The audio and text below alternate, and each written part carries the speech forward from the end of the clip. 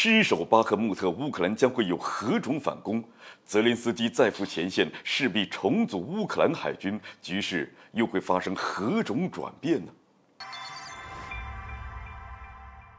各位好，欢迎来到康讯说，咱们开门见山吧，先说说观点。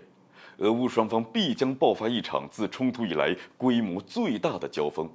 此前，瓦格纳集团军宣称已经完全拿下了巴赫穆特，泽连斯基也证实了这一消息。此外呢，普京也对其表示祝贺。这如此看来，巴赫穆特失守已成定局。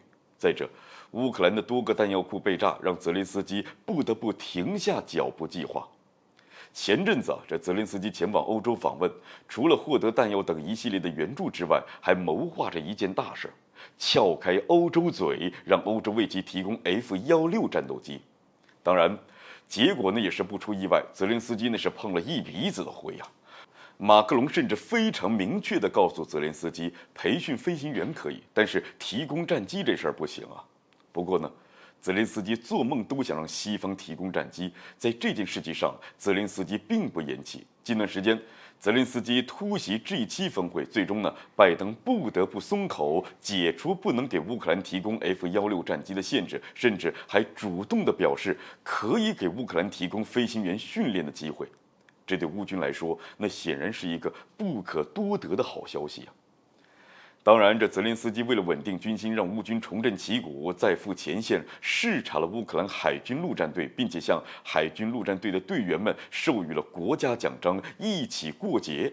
那期间，泽连斯基鼓励乌军战士，表示荣誉属于海军陆战队，属于乌克兰，势必重组乌克兰海军。值得一提的是，在巴赫穆特沦陷前不久，泽连斯基也到访过巴赫穆特前线。尽管此次乌军没有透露泽连斯基访问的具体地点，但是外界猜测，泽连斯基访问的地点有可能是顿巴斯的核心地区。倘若乌军丢失顿巴斯核心地区，那乌克兰将很难有翻身之日。为此，也有网友就调侃说这一下这俄军精准进攻目标了。至于泽连斯基在前面发誓要重建乌克兰海军这事儿，就目前的条件来说吧，那真是不容乐观。那既然如此，泽连斯基为何要说出这番话呢？我们可以从以下的角度来进行简单的分析。首先，乌克兰海军名存实亡，乌克兰几乎变成了内陆国，为了让海军人员继续发挥余热，进行了改编。那其次，不排除北约其他国家的海军陆战队准备参战，乌克兰先创建编队，然后呢，北约其他成员国塞人进来，这难度一下子降到了最低，并且俄罗斯还抓不到很大的过错。毕竟，乌克兰甚至是西方国家可以将其称为雇佣军。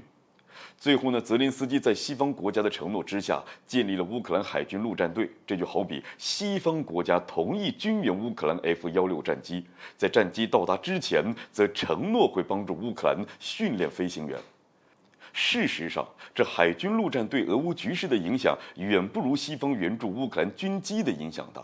不过呢，这西方阵营国家精明着呢。倘若乌军不能够在战场上有出色的表现，那么这送战机的时间也将是个未知数啊。